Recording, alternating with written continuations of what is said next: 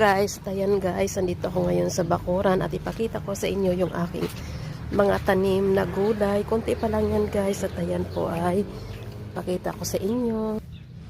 Ayan guys, yung kamatis ko, maliliit lang siya kasi hindi ko nilagyan ng fertilizer.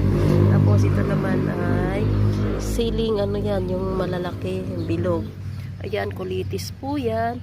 At ayan po yung okra ko. Yung okra ko ay ayan, namulaklak. Pero may bunga na siya, hindi na pwede. Ayan guys, alugbati po yan. May alugbati. Ayan po yung aking mga kamote. Yung kamote po na yan, hindi pa naglalaman yan. Tapos dito naman tayo sa aking tanim na papaya.